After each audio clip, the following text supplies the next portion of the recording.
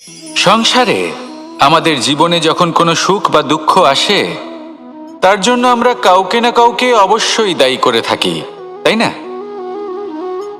এই ব্যক্তি আমাদের সাথে এরকম কাজ করেছেন, তাই আমার সাথে এমন হলো। ওই ব্যক্তি যদি এমনটা না করতেন, তাহলে আজ আমি ওই স্থানে পৌঁছতে পারতাম। সবই আপনার দৃষ্টিভঙ্গির ওপর নির্ভরশীল, আর যদি আপনার দৃষ্টিভঙ্গি এমন হয়, তাহলে তা অনুচিত। সত্যি কথা বলতে, এই সংসারে ভিন্ন ভিন্ন ধরনের মানুষ আছে। এটা আপনার উপর নির্ভর করছে কিভাবে তাদের স্বাগত জানাবেন। একবার ভাবুন, আমি আমার দুটো হাত সামনে নিয়ে এলাম, দুটো মুঠো খুলে দিলাম। দুই প্রকারের মানুষ আসবেন, কিছু না কিছু দিয়ে যাবেন। এই মুঠো যদি আমি বন্ধ করে দিই, তাহলে না কেউ আমাকে কিছু দিতে পারবে, না আমার কিছু যাবে আসবে। নিশ্চয়ই বুঝতে পারছেন এই দুই ধরনের ব্যক্তি কারা এবং তারা কি দিয়ে যান। আমি যদি নিজের মুঠো খুলে দিই, তাহলে কিছু ভালো মানুষ আসবেন, আমাকে আনন্দ, সন্তুষ্টি, জ্ঞান প্রদান করে যাবেন, ভালো অভিজ্ঞতা দিয়ে যাবেন। কোনো খারাপ ব্যক্তি যদি আসেন, তাহলে তিনিও খারাপ অভিজ্ঞতা দেবেন, যার থেকে আমি শিক্ষা লাভ করব। এই সব কিছু আমি লাভ করতে পারি। মুঠো যদি বন্ধ করে রাখি, তাহলে আমি কিছুই পাবো না। দেখুন, এই সংসারে প্রত্যেকের জীবনে এরকম। প্রত্যেকের জীবনে সবকিছুই আছে, ভালো খারাপ দুই মানুষই আছে। ভালো অভিজ্ঞতা আছে, খারাপ অভিজ্ঞতা আছে। নির্ভর করছে আপনার উপর যে আপনি কি করবেন, এনাদের স্বাগত কিভাবে জানাবেন, কার থেকে কি বুঝবেন, কি শিখতে পারবেন, আর কোন দৃষ্টিভঙ্গি নিয়ে অগ্রসর হবেন। এটাই নির্ধারণ করবে যে আপনার জীবন কেমন হবে। আসুন আমার সাথে ভালোবেসে বলুন, রাধা রাধা। জীবনে যখন কোনো ব্যক্তি নিজের লক্ষ্য প্রাপ্তির জন্য নিরন্তর পরিশ্রম করতে থাকেন, চেষ্টা করতে থাকেন, তখন তিনি কষ্ট অনুভব করেন। কখনো শারীরিক কষ্ট, কখনো মানসিক কষ্ট। এবার উনি এটা ভাবতে থাকেন যে আমি কি উচিত করছি নাকি অনুচিত করছি। কারণ অন্যদিকে এমন একজন ব্যক্তিও আছেন যিনি একদমই পরিশ্রম চেষ্টা করছেন না। তিনি মদিরা পান করেন, বিলাসিতায় জীবন কাটান, অলস প্রকৃতির হয়ে ওঠেন, নিদ্রাতে বিলীন হয়ে থাকেন আর ভাবেন যে তিনি সুখ লাভ করছেন। কিন্তু এরকম কেন হয়? কারণ যখন আমরা সৎ পথে থাকি, উচিত পথে চলি, লক্ষ্য প্রাপ্ত করার জন্য চেষ্টা করতে থাকি, তখন আমাদের ভেতরে থাকা নেতিবাচক শক্তি এবং পাপ এই দেহকে ত্যাগ করে দেয়। আর এই অনুভূতিটাই আমাদের দুঃখের অনুভূতি দেয়, কষ্ট দেয়। এবার সেখানে যদি আমরা কুপথে চলি, অনুচিত পথে চলতে থাকি, তাহলে আমাদের ভেতরে থাকা পুণ্য এবং ধনাত্মক শক্তি আমাদের দেহ ত্যাগ করে দেয়। আর এই অনুভূতির কারণেই আমরা সুখ অনুভব করি। কিন্তু কখনো ভাববেন যে এই সুখ বেশি সময় পর্যন্ত থাকে না। সেই জন্য সবসময় মনে রাখবেন, যদি আপনি জানেন যে এটাই আপনার লক্ষ্য, এটাই উচিত পথ, শুভ পথ, তাতে নিরন্তরভাবে এগিয়ে যেতে চেষ্টা করতে থাকুন। এই কষ্ট আপনাকে সুখের পরাকাষ্ঠায় কখন পৌঁছে দেবে তা আপনি জানতেই পারবেন না। আসুন আমার সাথে ভালোবেসে বলুন, রাধা রাধা। প্রত্যেক মানুষ নিজের জীবনে হীরক তথা হিরে এবং দর্পণ এই দুই দেখেছেন। এই দুই হলো সাদা এবং এরা দুজনেই আলোর প্রতিফলন ঘটায় এবং এরা দুজনেই উজ্জ্বল হয়ে ওঠে। আপনি হয়তো মনে মনে ভাবছেন যে এটা কি ধরনের তুলনা করছি। একটা হিরে তো রত্ন, তার মূল্য দর্পণের থেকে অনেক গুণ বেশি। কিন্তু হিরে থাকাতে দর্পণের মূল্য কিন্তু কোনো অংশে কমে যায় না, তাই না? মানুষ যখন হিরে নিজের হাতে নেয়, তখন সবার আগে কি খোঁজে? দর্পণ, যাতে তার মধ্যে দিয়ে দেখে সে বুঝতে পারে যে সেই হিরে আদৌ তার শোভাবর্ধন করছে কিনা, তাকে ভালো দেখাচ্ছে কিনা, প্রসাধনের জন্য সেটা ব্যবহার করা ঠিক হবে কিনা। অর্থাৎ হীরের উপস্থিতিতে দর্পণের গুরুত্ব কম হলো না। দর্পণের কারণে হীরের মূল্য বোঝা গেল। আমাদের জীবনেও ঠিক এরকমই ঘটে।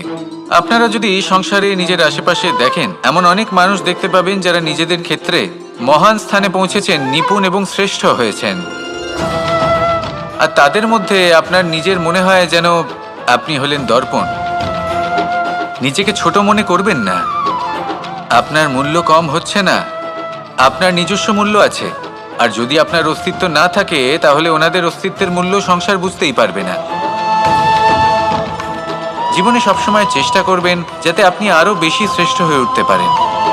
আপনি নিজে যে স্থানে আছেন সেটাকে ছোট মনে করবেন না, তারও নিজস্ব একটা মূল্য আছে। যদি আপনি হিরে হয়ে থাকেন তাহলে অহংকার করবেন না, যদি আপনি দর্পণ হয়ে থাকেন তাহলে নিজেকে ছোট মনে করবেন না। আসুন আর আমার সাথে ভালোবেসে বলুন, রাধা রাধা। মানুষ জন্মগ্রহণ করে, তার সাথে ভয়েরও জন্ম হয়। ছোটবেলা থেকেই আমাদের মনে কোনো না কোনো প্রকারের ভয় থেকেই যায়। কেউ এই বিষয়ে ভয় পায় যে তার কোনো বস্তু তার থেকে দূরে চলে যাবে।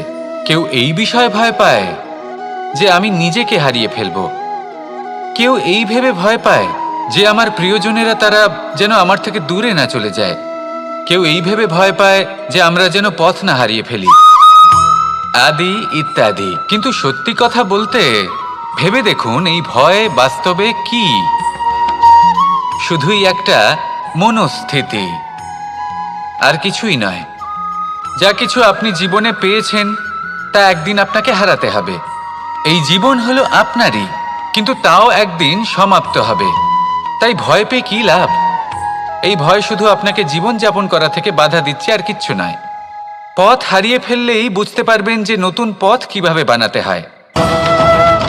কিছু মানুষকে জীবন থেকে হারালে তবেই আপনি বুঝবেন যে আপনার আপনজনকে। এই ভয়ের কারণে ভীত হয়ে থাকবেন না। এই তারা নক্ষত্র অন্ধকারের অভাবে গুরুত্ব হারায়। শিবকেও মহাদেব হবার জন্য বিষ পান করতে হয়েছিল। প্রত্যেক পরিস্থিতি, প্রত্যেক সাফল্য আপনার পরীক্ষা নেবে, তাতে উত্তীর্ণ হওয়া হলো আপনার কর্ম। যখনই আপনি ভয় পাবেন বা সংকটের সম্মুখীন হবেন, তখন সাহসের সাথে তার সম্মুখীন হন। মনে রাখবেন, যে সম্মুখীন হতে জানে সাফল্য তার সাথে সবসময় থাকে। আসুন আর আমার সাথে ভালোবেসে বলুন, রাধা রাধা। এই সংসারে সব থেকে বেশি কোমল বস্তু হলো রেশম। এই রেশম এতটাই কোমল হয় যে এর পুরো একটা থান শুধুমাত্র একটা হাতে ধরা সম্ভব। কখনো ভেবে দেখেছেন এই রেশম কিভাবে হয়? একটি কীট তার লালার দ্বারা উৎপন্ন হয়। এই কীট সেই রেশমকে পাক দিতে থাকে, পাক দিতেই থাকে, আর আস্তে আস্তে তার মধ্যেই জড়িয়ে পড়ে। শেষে ওর এই সুন্দর অমূল্য সৃষ্টি রেশমের এই সুতো, তার নির্মাণ কার্য পূর্ণ হয়। কিন্তু তাতেই ও নিজে বন্দী হয়ে যায়। নিজেরই মায়াজালের এই বন্দী গৃহে নিজেই ফেঁসে যায়। এবার এই সুতোকে ব্যবহারযোগ্য করে তোলার জন্য এই কীটগুলিকে এই কবচের সাথেই ফুটন্ত জলে ফেলে দেওয়া হয়। এই সংসারে যদি আমাদের স্বপ্ন এই সংসারের দুঃখ হরণ করার জন্য, এই সংসারে সুখ বিতরণ করার জন্য হয়, তবেই আমাদের প্রগতি সম্ভব। যদি আমাদের এই স্বপ্ন শুধুই আমাদের এবং আমাদের স্বার্থ সিদ্ধির জন্য হয়, তাহলে এই স্বপ্ন আমাদের অন্ধ করে দেবে, আমাদের অন্ধকারের পথে নিয়ে যাবে, আর আমরাও সেই কীটের মতো হয়ে যাব। নিজেদেরই মায়াজালে আমরা নিজেই ফেঁসে যাব, আর শেষে আমরা যদি কিছু লাভ করি তা হবে একাকিত্ব, অন্ধকারময় মৃত্যু। তাই স্বপ্ন অবশ্যই দেখুন, কিন্তু এমনভাবে স্বপ্ন দেখবেন না যে তার এই বন্দিগৃহে আপনি নিজেই ফেঁসে গেলেন। স্বপ্ন দেখুন পরোপকারের, পরমার্থের, সবাইকে উদ্ধারের, অন্ধকারের নয়। তবেই কল্যাণ হবে, আর তবেই এই হৃদয় প্রসন্ন হয়ে বলবে, রাধা রাধা। মানুষ যখন এই সংসারে প্রবেশ করে, অর্থাৎ জন্মগ্রহণ করে, তখন নিশ্চিন্তে থাকে, আনন্দে থাকে। কিন্তু যেই মাত্র তার মধ্যে বোধশক্তি আসে, তখন সে চিন্তা করতে শুরু করে। চিন্তা ভবিষ্যতের, সেই সমস্ত বিষয় নিয়ে চিন্তা করে যা ওর হাতে নেই। তারপর বড় হয়, বিবাহ সম্পন্ন হয়, গৃহস্থ জীবন যাপন করে, তারপর আবার চিন্তায় মগ্ন হয়ে যায়। ভাবে, এই যে আমার পরিবার, আমি কি ঠিকমতো তার খেয়াল রাখতে পারছি? কাল যখন আমি এই সংসার থেকে চলে যাব, তখন আমার এই পরিবারের দেখাশোনা কে করবে? শেষ পর্যন্ত এই পরিবার তো আমারই উত্তরদায়িত্ব। যাক, আপনাকে একটা প্রশ্ন করি। এই সংসারে আসার পূর্বে আপনি কি এই প্রশ্ন করেছিলেন, এটা ভেবেছিলেন যে আমাকে ছাড়া এই সংসার কিভাবে চলবে? করেননি, তাই তো? তাই আপনার এটা নিয়ে দুশ্চিন্তা করার প্রয়োজন নেই যে আপনি যখন এই সংসার ত্যাগ করে চলে যাবেন তখন কি হবে। আপনি যখন ছিলেন না তখনও এই সংসার চলছিল, আপনি যখন এই সংসার ত্যাগ করবেন তখনও এই সংসার চলতে থাকবে। যদি কোনো বিষয়ের প্রভাব থাকে তা হলো আপনার আজকের তথা বর্তমানের কর্ম, অর্থাৎ আজ আপনি কি করছেন, কার জন্য মঙ্গল করছেন, কাকে প্রেরণা দিচ্ছেন, কাকে সাহায্য করছেন, কোন উদাহরণ প্রস্তুত করছেন। আপনি এই সংসারে যে ছবি অঙ্কন করবেন সংসার সেটাই মনে রাখবে। তাহলে শুধু সৎকর্ম করুন, মঙ্গল করতে থাকুন, আর আমার সাথে ভালোবেসে বলুন রাধা রাধা। একবার একটা শেয়াল বনে বিচরণ করছিল। ও একটা ছোট্ট শাবক দেখতে পেল। ও ভাবলো আজ একেই আমি খাবার হিসেবে গ্রহণ করব। আশেপাশে দেখলেও কেউ দেখছে না তো, কেউ ছিল না, আর সেই শাবকের ওপর আক্রমণ করলো, যা হলো একটা ঘোর অপরাধ। বনের নিয়ম অনুসারে আপনি কখনোই শাবকের ওপর আক্রমণ করতে পারেন না। তারপর এই খবরটা যখন রাজা সিংহ জানতে পারলেন, সভার আয়োজন করলেন। কিন্তু সেখানে শেয়াল বলল, আমি তো এরকম কিছু করিনি। কিন্তু যদি আপনি এরকম বলেন, কোনো প্রমাণ দিন, এর কোনো সাক্ষী আছে? তখন রাজা সিংহ পেঁচাকে ডেকে পাঠালেন, যে সেই মুহূর্তে বৃক্ষের শাখার ওপর বসেছিল, সে সব কিছু দেখেছিল। পেঁচা সব সত্যি কথা বলল, আর শেয়ালকে মৃত্যুদণ্ড দেয়া হলো। এবার এই কাহিনী আমি আপনাকে কেন শোনালাম? কারণ মানুষও কখনো কখনো এরকম কর্ম করেন যা শিয়াল করেছে।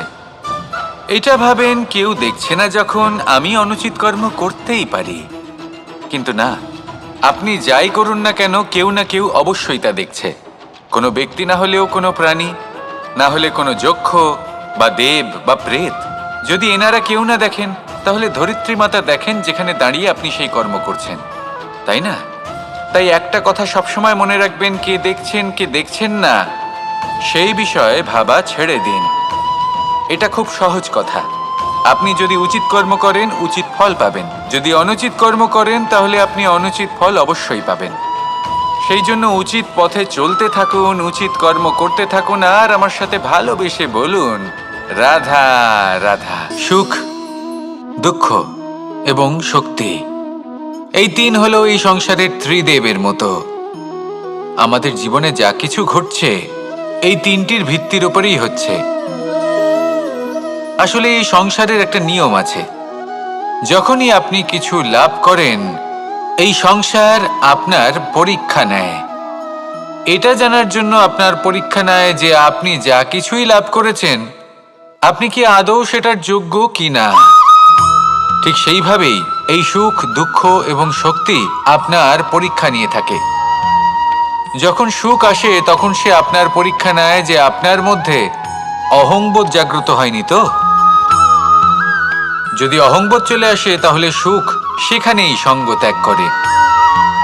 দুঃখ আপনার ধৈর্যের পরীক্ষা নিতে থাকে, আর যদি আপনার মধ্যে ধৈর্য না থাকে, তাহলে এটা আপনাকে আরো বেশি দুঃখের গভীর অন্ধকারে ঠেলে দেবে। সেখানে শক্তি পরীক্ষা নেয় আপনার বিনম্রতার। যদি আপনি বিনম্র না হন, তাহলে হয় এই শক্তি আপনার সঙ্গ ত্যাগ করবে, নয় এই শক্তি বিনম্রতার অভাবে আপনার পতনের কারণ হতে পারে। এই সংসারে যে কোনো ব্যক্তি যিনি এই পরীক্ষায় উত্তীর্ণ হয়ে থাকেন, এই জীবনে তিনি সাফল্য লাভ করেন। আসুন আমার সাথে ভালোবেসে বলুন রাধা রাধা। আমি মনুষ্য রূপে জন্ম নিয়েছি এবং সমস্ত কর্ম এই রূপেই করেছি। কিন্তু আশ্চর্যের বিষয় হলো যে আজও মানুষ আসেন এবং হাত জোড় করে প্রার্থনা করেন যেন আমি ওনাদের সহায়তা করি।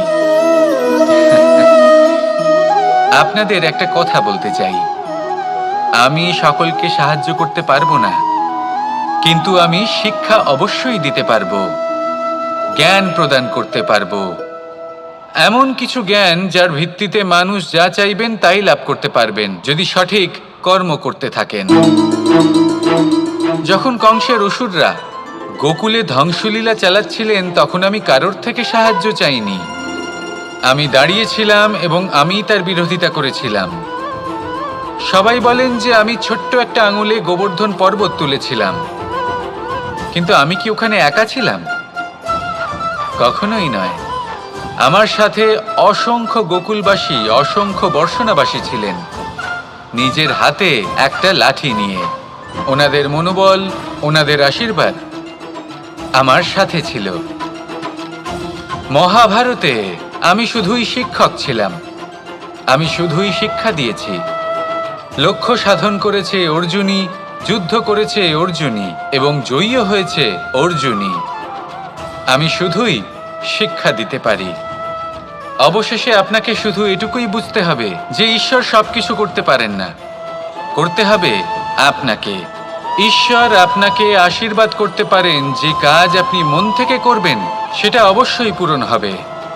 সেই জন্য নিজের লক্ষ্যের পথে এগোতে থাকুন। চেতনা, বিবেক এবং পরিশ্রমের দ্বারা আপনার যা যা স্বপ্ন আছে, যা লক্ষ্য আছে, আপনি অবশ্যই লাভ করবেন। আর এই মন সুপ্রসন্ন হয়ে বলবে, রাধা রাধা। ভোজন। এই সংসারে যেই হোক না কেন, কোনো মানুষ হোক, কোনো প্রাণী হোক, কোনো কীট হোক বা কোনো বনস্পতি হোক, প্রত্যেকের জন্য ভোজন অতি আবশ্যক। কারণ ভোজন থেকেই শক্তি পাওয়া যায়, আর সেই শক্তি দিয়েই সংসারের, আমাদের জীবনের সমস্ত কার্য করা যায়। এবার এমন এক ধরনের শক্তি হয় যা শীতের ঋতুতে সূর্য থেকে আমরা পেয়ে থাকি, আর আরেক ধরনের উত্তাপ হয় যা দিয়ে ভোজন রান্না করা হয়, সুস্বাদু নানান ধরনের ভোজন। এবার অত্যন্ত গুরুত্বপূর্ণ হলো যে ব্যক্তি সেই ভোজন বানাচ্ছেন তার মানসিক পরিস্থিতি এবং সেই ব্যক্তি যিনি ভোজন গ্রহণ করছেন তার মানসিক অবস্থা। যখনই আপনি ভোজন বানাচ্ছেন তখন ভালোবাসার সাথে কাজটা করুন, ধন্যাত্মক ভাব নিয়ে, সৎ ভাবনার সাথে। কারণ আপনার এই মানসিক স্থিতি শক্তির আকারে সেই খাদ্যের সাথে মিলেমিশে যায়।